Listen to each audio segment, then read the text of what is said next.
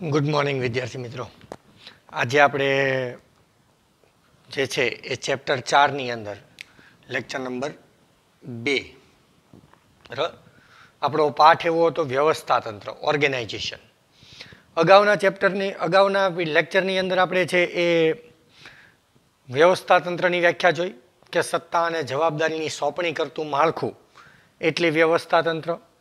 ત્યારબાદ છે એ આપણે એવું કીધું કે ભાઈ સમાન ધ્યેયની સિદ્ધિ માટે પ્રવૃત્ત થયેલા વ્યક્તિઓ વચ્ચે સત્તા અને જવાબદારીની સોંપણી કરતું માળખું એટલે વ્યવસ્થા તંત્ર. ત્યારબાદ છે એનો ખ્યાલ જોયો. આજના લેક્ચરની અંદર વિદ્યાર્થી મિત્રો આપણે છે એ વ્યવસ્થા તંત્રના લક્ષણો વિશે છે એ વાત કરવાની છે. એક એક સમજતા જશું. તો આજે આપણે જે ભણવાનું છે એ છે લાક્ષણિકતા, વ્યવસ્થા તંત્રની લાક્ષણિકતા. લાક્ષણિકતામાં પહેલી જ લાક્ષણિકતા છે એ છે ધ્યેયલક્ષી પ્રવૃત્તિ છે. ધ્યેયલક્ષી પ્રવૃત્તિ છે. તો ધ્યેયલક્ષી પ્રવૃત્તિ છે શું કે છે લખતા જશું અને સાથે જ સમજતા જશું. ધંધાકીય એકમના ધ્યેયની સિદ્ધિ માટે વ્યવસ્થા તંત્રની રચના કરવામાં આવે છે. ધંધાકીય એકમના ધ્યેય સિદ્ધિ માટે વ્યવસ્થા તંત્રની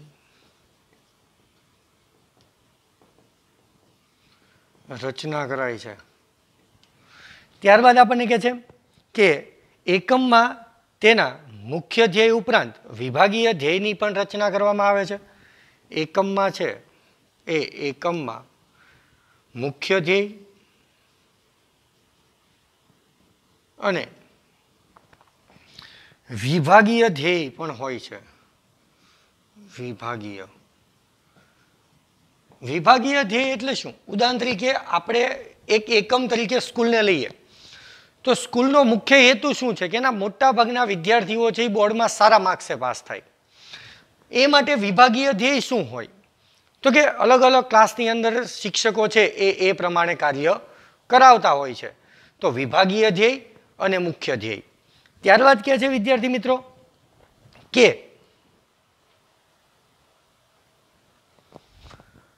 ત્યારબાદ આપણને એવું કહે છે કે આ ઉપરાંત કર્મચારીઓના વ્યક્તિગત હેતુઓ પણ હોય છે. કર્મચારીના વ્યક્તિગત હેતુ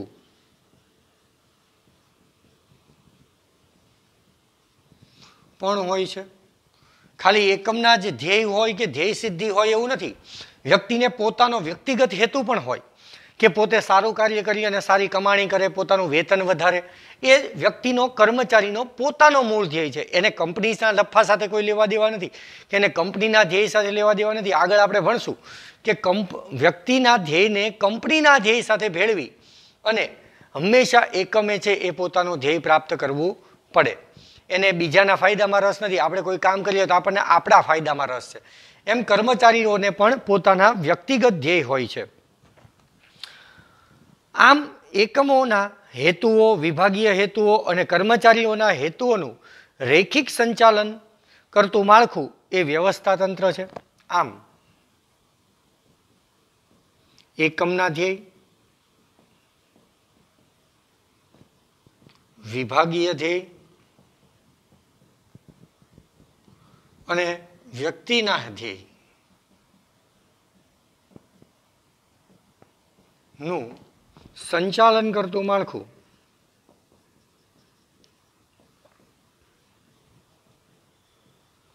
વ્યવસ્થા તંત્ર છે. તેથી તેને કેવી પ્રવૃત્તિ કહે છે તો કે ધ્યેયલક્ષી. કારણ કે જો એ બધાના ધ્યેયને જોવે છે.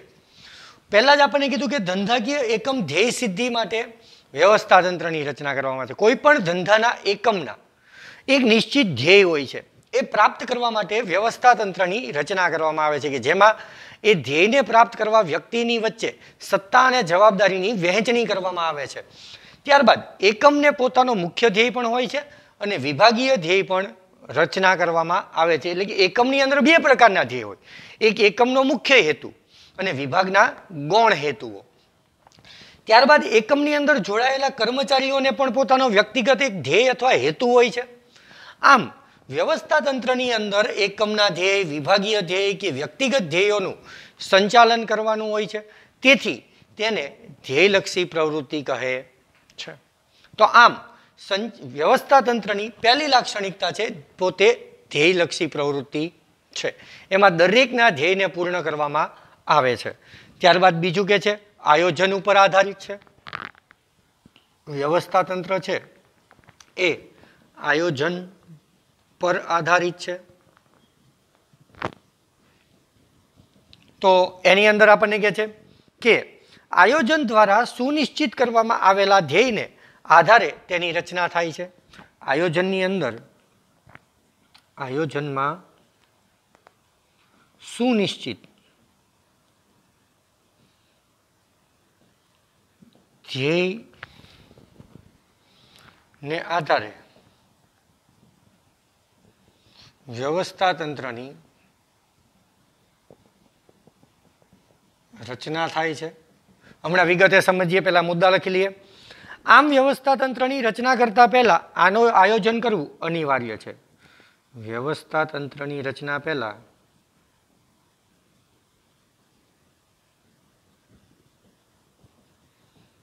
આયોજન અનિવાર્ય છે. ત્યારબાદ આપણને કહે છે કે ભવિષ્યમાં અમલમાં મૂકવાની યોજનાના આધારે જ એકમના માળખાનું ઘડતર થાય છે. ભવિષ્યમાં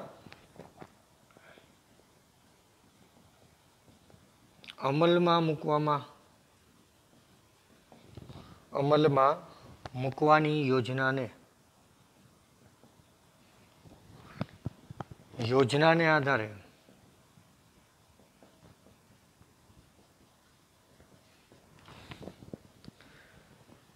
એકમના માળખાનું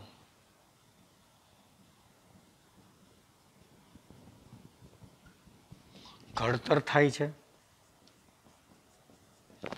ત્યારબાદ આપણને કહે છે કે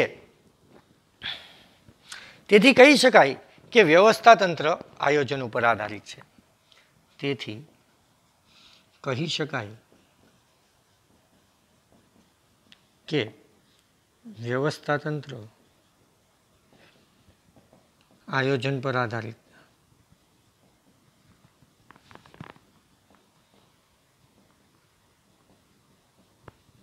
શું કે છે? તો આપણને પહેલા જ એવું કીધું કે ભાઈ એકમ એ વ્યવસ્થા તંત્ર એક ધ્યેયલક્ષી પ્રવૃત્તિ છે. ત્યારબાદ આપણને એવું કહે છે કે પોતે આયોજન ઉપર આધારિત છે. એટલે કે વ્યવસ્થા તંત્રની અંદર આયોજનની અંદર નક્કી કરેલું છે એ પ્રમાણે કાર્ય કરવાનું હોય છે. તો પહેલા કહે છે આયોજનમાં સુનિશ્ચિત ધ્યેયના આધારે વ્યવસ્થા તંત્રની રચના થાય છે. કેવી રીતે? આયોજનની અંદર નક્કી કર્યો છે કે ભાઈ આપણે આ ધ્યેય પ્રાપ્ત કરવો છે, તો એ માટે એ ધ્યેયને પ્રાપ્ત કરવા માટે કેવા કર્મચારીઓને કેવી સત્તા સોંપી, કેવી જવાબદારી સોંપી, કોને સોંપી, કેટલા પ્રમાણમાં સોંપી, એ શેના આધારે નક્કી થાય કે એકમના ધ્યેય શું છે. અને એ ધ્યેય શેમાં નક્કી થાય છે? આયોજનની અંદર. અને એટલે કે છે આયોજનમાં નક્કી કરવામાં આવેલા ધ્યેયના આધારે ધ્યેય કેવો છે એ પ્રમાણે છે એ વ્યવસ્થા તંત્રની રચના કરવામાં આવે છે. વ્યવસ્થા તંત્રની રચના કરતા પહેલા આયોજન અનિવાર્ય છે. હવે જો ધ્યેય જ નક્કી નહીં હોય તો વ્યવસ્થા તંત્રની રચના કેવી રીતે થશે?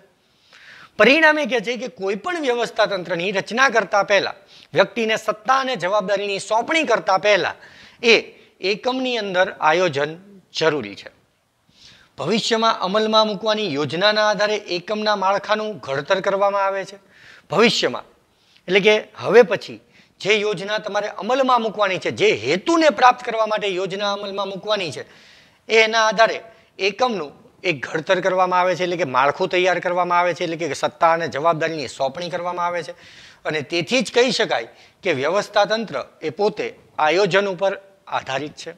આમ વ્યવસ્થા તંત્રની બીજી લાક્ષણિકતા થાય આયોજન ઉપર આધારિત છે. ત્યારબાદ ત્રીજું કહે છે કે વ્યવસ્થા તંત્ર છે સત્તા અને ફરજોની સોંપણી કરે છે. ત્રીજી લાક્ષણિકતા સત્તા અને જવાબદારીની સોંપણી કરે છે. આ એની ત્રીજી લાક્ષણિકતા છે. જોઈએ આપણે શું કહે છે. ધંધાકીય એકમમાં કામ કરતી જુદી જુદી વ્યક્તિઓને તેમના કૌશલ્ય અને લાયકાતના આધારે જુદી જુદી પ્રવૃત્તિ સોંપવામાં આવે છે. એકમમાં કામ કરતા કર્મચારીને તેના આવડત અને કૌશલ્યના આધારે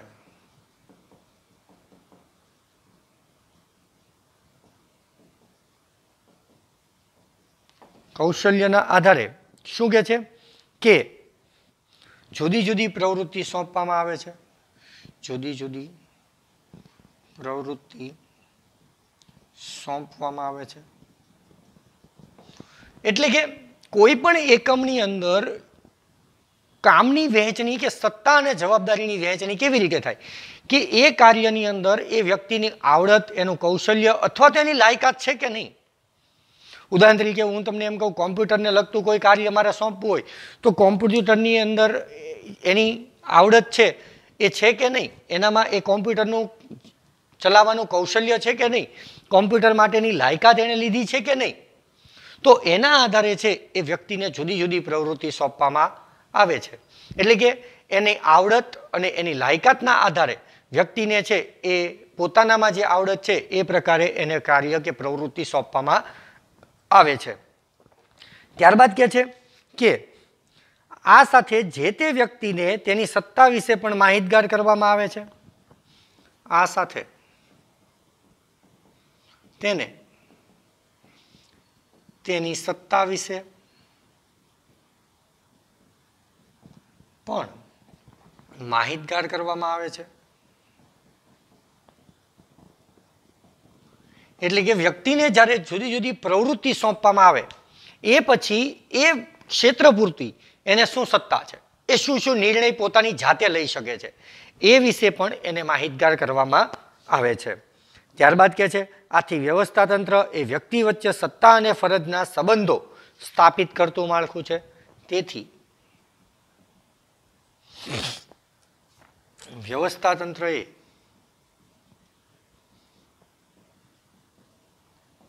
વ્યક્તિ વચ્ચે સત્તા અને ફરજો ના સંબંધ સ્થાપિત કરે છે. એટલે કે સત્તા અને જવાબદારીની સોંપણી કરે છે. તો ફરી એક વખત, એકમમાં કામ કરતા કર્મચારીને તેની આવડત કે લાયકાત કે કૌશલ્યના આધારે અલગ અલગ પ્રવૃત્તિ સોંપવામાં આવે છે. એને જે પ્રવૃત્તિ સોંપવામાં આવે ત્યારે જ એને કહી દેવામાં આવે કે એની સત્તા પણ એના વિશે શું છે અથવા તો એ કેવા નિર્ણય લઈ શકે. બરાબર, જવાબદારી સોંપી તો એના આધારે એને સત્તા પણ આપવામાં આવે છે. અને તેથી વ્યવસ્થા તંત્ર છે વ્યક્તિ વચ્ચે સત્તા અને જવાબદારીની સોંપણી કરતું એક પ્રકારનું શું છે, માળખું છે તેમ કહી શકાય. ત્યારબાદ ચોથું છે માનવ પરિબળોને મહત્વ અપાય છે. ચોથું, માનવ પરિબળને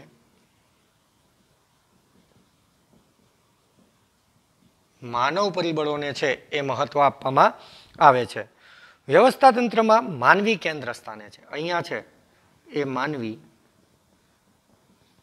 કેન્દ્ર સ્થાને છે. ત્યારબાદ આપણને કહે છે કે કોઈ પણ આદર્શ વ્યવસ્થા તંત્રની સફળતાનો આધાર તેમાં કાર્ય કરતા માનવી પર છે. વ્યવસ્થા તંત્રની સફળતાનો આધાર તેમાં કામ કરતા જે છે એ માનવી પર છે. જો કર્મચારી સારા હશે, બરાબર, તો એકમ હંમેશા સફળતા પ્રાપ્ત કરે જ છે. અને તેથી અસરકારક વ્યવસ્થા તંત્રની સ્થાપના માટે અસરકારક માનવ સંબંધો પણ સ્થાપિત કરવા જોઈએ. તેથી અસરકારક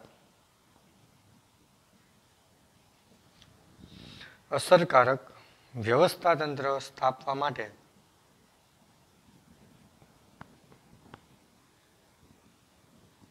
અસરકારક માનવ સંબંધ સ્થાપિત કરવા પડે.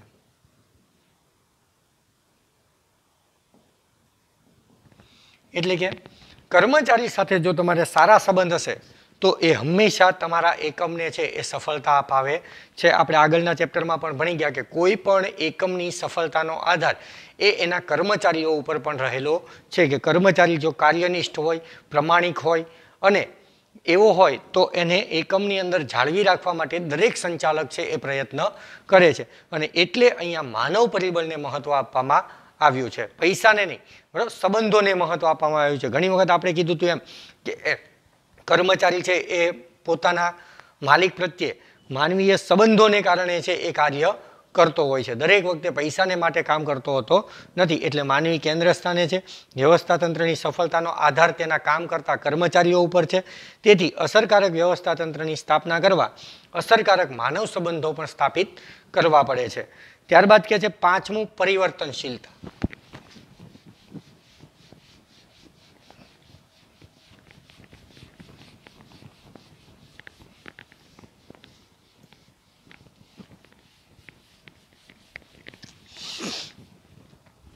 પાંચમું લક્ષણ છે પરિવર્તનશીલતા.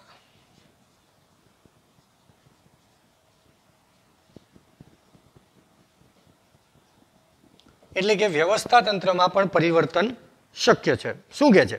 એકવાર વ્યવસ્થા તંત્રની રચના થઈ ગયા પછી તેમાં ફેરફારને જે છે એ અવકાશ છે. આમાં ફેરફારને હું ટૂંકમાં લખું છું, ફેરફારને અવકાશ છે. એટલે કે એકવાર વ્યવસ્થા તંત્રની રચના થઈ ગઈ એટલે કે સત્તા અને જવાબદારીની સોંપણી થઈ ગઈ પછી એમાં ફેરફાર ન થાય એવું નથી.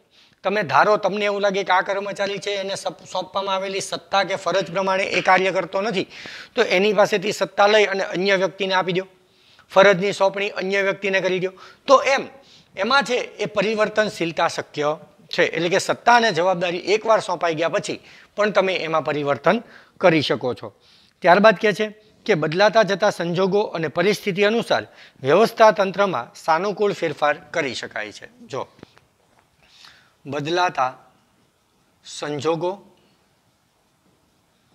અને પરિસ્થિતિ પ્રમાણે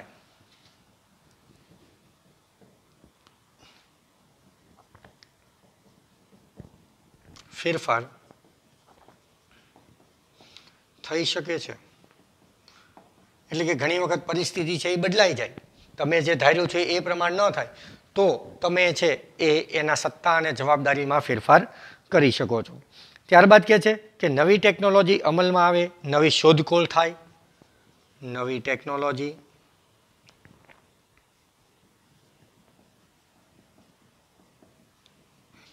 નવી શોધખોળ. ત્યારબાદ છે એ આપણને કહે છે કે ધંધાકીય પર્યાવરણમાં ફેરફાર, ધંધાકીય પર્યાવરણમાં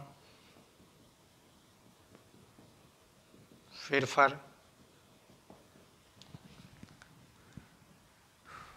થાય ત્યારે વ્યવસ્થા તંત્રમાં ફેરફાર કરી શકાય છે. બરાબર, ટૂંકમાં શું કહે છે કે પરિવર્તનશીલ છે, વ્યવસ્થા તંત્રની અંદર પરિવર્તનશીલતા શક્ય છે, એટલે કે પરિવર્તન કરી શકાય છે. તો આપણને પહેલું જ કીધું કે વ્યવસ્થા તંત્રની અંદર ફેરફારને અવકાશ છે. બદલાતા જતા સંજોગો એટલે કે પરિસ્થિતિ પ્રમાણે પણ તમે એમાં ફેરફાર કરી શકો છો.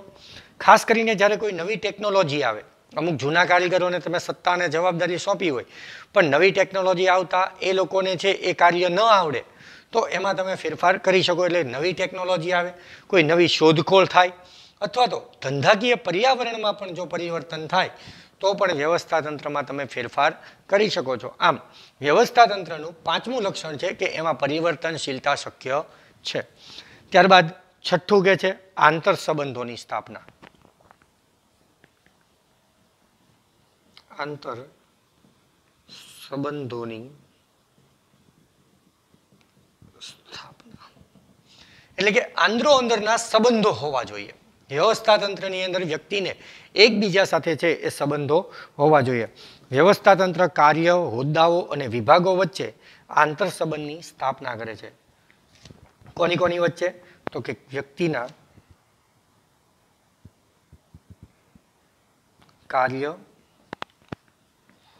હોદ્દાઓ અને કે વિભાગ વચ્ચે આંતર સંબંધની સ્થાપના કરે છે. એટલે કે વ્યવસ્થા તંત્ર છે એ વ્યક્તિના કાર્ય, એના હોદ્દાઓ કે વિભાગ વચ્ચે એક પ્રકારનો આંતર સંબંધ, અંદરો અંદરનો સંબંધ છે એ વિકસિત કરે છે. તે એક કાર્યના બીજા કાર્ય સાથેના તેમજ એક વિભાગના બીજા વિભાગ સાથેના સંબંધો સ્પષ્ટ પણ કરે છે. એક કાર્યના બીજા કાર્ય સાથેના, એક કાર્યના બીજા કાર્ય સાથેના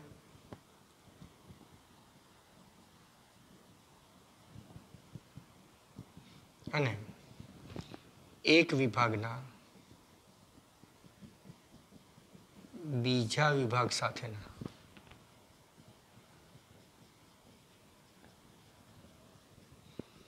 સંબંધ સ્પષ્ટ કરે છે. તો વ્યવસ્થા તંત્ર છે એ વ્યક્તિના કાર્ય, હોદ્દાઓ કે વિભાગો વચ્ચે છે એ આંતર સંબંધ, અંદરો અંદરના સંબંધો છે એ નક્કી કરે છે કે કયો વિભાગ કોની સાથે કેવી રીતે જોડાયેલો છે. ત્યારબાદ આપણને કહે છે કે એક કાર્ય બીજા કાર્ય સાથે કેવી રીતે જોડાયેલું છે, કે એક વિભાગ બીજા વિભાગ સાથે કેવી રીતે જોડાયેલો છે, એની એ સ્પષ્ટતા કરે છે. ત્યારબાદ કહે છે કે સાતમું લક્ષણ દેખરેખ અને અંકુશ. તો એ અહીંયા લખું છું.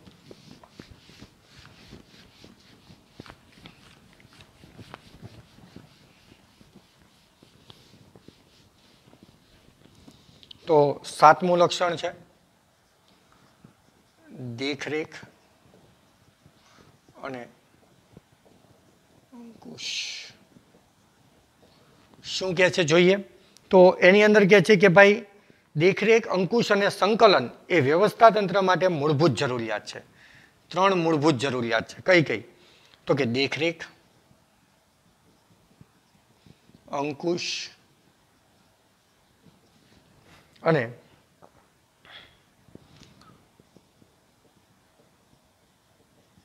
સંકલન એ વ્યવસ્થા તંત્રની મૂળભૂત જરૂરિયાત છે.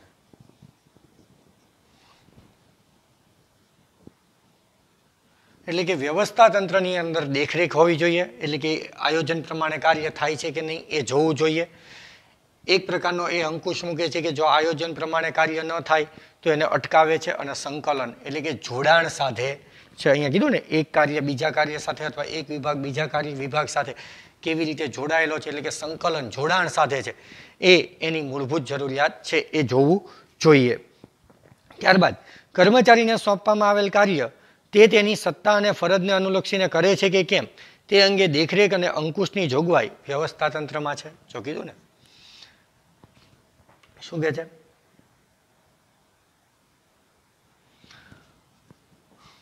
કર્મચારીને સોંપવામાં આવેલું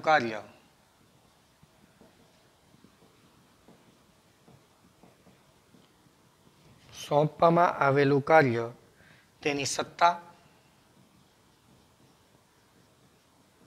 અને ફરજ મુજબ, ફરજને અનુલક્ષીને કરે છે કે કેમ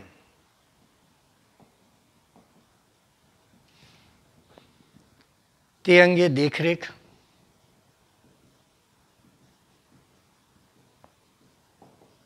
અને અંકુશની જોગવાઈ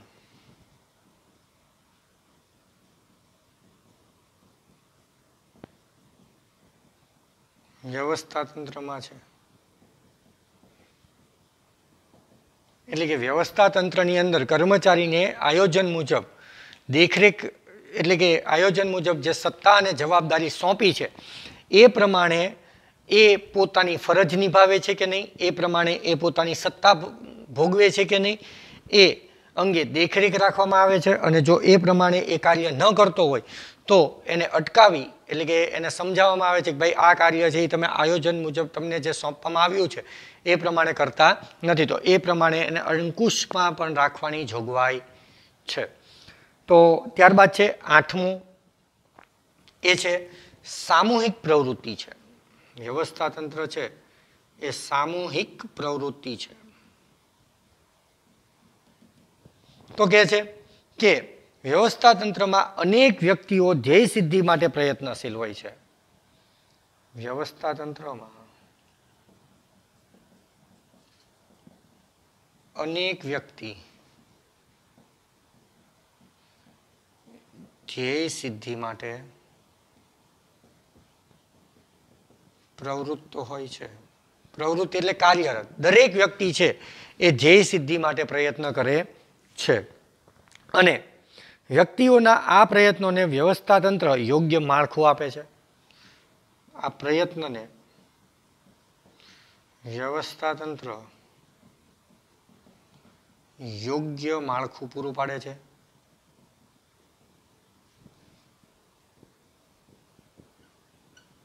વ્યક્તિ જે છે એ ધ્યેય સિદ્ધિ માટે જે પ્રયત્ન કરે છે એ પ્રયત્નને એક ચોક્કસ પ્રકારનું પ્લેટફોર્મ એ વ્યવસ્થા તંત્ર પૂરું પાડે છે. અને ત્યાં એટલે કે છે કે જેના દ્વારા સામૂહિક સહકારથી ધ્યેય સિદ્ધિની દિશામાં જઈ શકાય છે. અને આમ સામૂહિક પ્રયત્નથી ધ્યેય સિદ્ધિ તરફ જઈ શકાય છે. અને એટલે એ એક પ્રકારની સામૂહિક પ્રવૃત્તિ છે. શું કહે છે કે વ્યવસ્થા તંત્રમાં અનેક વ્યક્તિ ધ્યેય સિદ્ધિ માટે કાર્યરત હોય છે. વ્યવસ્થા તંત્ર છે એ વ્યક્તિના આ પ્રયત્નને કે કર્મચારીના આ પ્રયત્નોને છે એ વ્યવસ્થા તંત્ર યોગ્ય એક પ્રકારનું પ્લેટફોર્મ એટલે કે માળખું પૂરું પાડે છે. સામૂહિક પ્રયત્નથી છે એ કર્મચારી ધ્યેય સિદ્ધિ તરફ છે એ જઈ શકતો હોય છે. અને એટલે જ વ્યવસ્થા તંત્રનું એક લક્ષણ એ એક સામૂહિક પ્રવૃત્તિ પણ છે. અને ત્યારબાદ આપણું છેલ્લું લક્ષણ છે નિયંત્રિત વહીવટી માળખું છે. 9મું નિયંત્રિત વહીવટી માળખું છે. શું કહે છે નિયંત્રિત વહીવટી માળખાની અંદર? વ્યવસ્થા તંત્ર એક ચોક્કસ પ્રકારનું વહીવટી માળખું છે. તો અહીંયા પહેલો મુદ્દો ચોક્કસ પ્રકારનું વહીવટી માળખું છે. વ્યવસ્થા તંત્ર છે એ એક ચોક્કસ પ્રકારનું વહીવટી માળખું છે. ધંધાકીય એકમના સંબંધો સ્થાપિત કરવા માટે નિયમો અને નિયંત્રણોની આવશ્યકતા છે.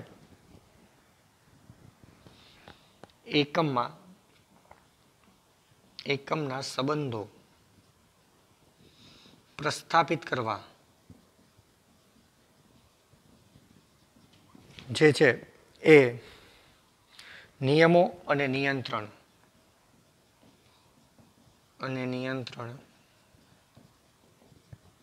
આવશ્યક છે. એટલે કે એકમની અંદર જો એકબીજા વચ્ચે સંબંધો સ્થાપિત કરવા હોય તો ચોક્કસ પ્રકારના નિયમો અને નિયંત્રણ હોવા જોઈએ. ઉદાહરણ તરીકે આપણે સ્કૂલની અંદર છે એ વિદ્યાર્થી અને શિક્ષક વચ્ચે ગમે તેવા રિલેશન હોય પણ થોડાક અમુક નિયમો અને નિયંત્રણો પણ હોય છે. વિદ્યાર્થી છે એ શિક્ષક સાથે ગમે તે રીતે છે એ બિહેવિયર કરી શકતો નથી. તો એમ એકમના સંબંધોને સ્થાપિત કરવા માટે કે આ એના સાહેબ છે અને આ કર્મચારી છે એ માટે બંને વચ્ચે અમુક નિયમો અને નિયંત્રણો પણ મૂકવામાં આવે છે. અને તેથી જેની રચના વ્યવસ્થા તંત્ર દ્વારા જ થાય છે. જેની રચના વ્યવસ્થા તંત્ર દ્વારા જ થાય છે.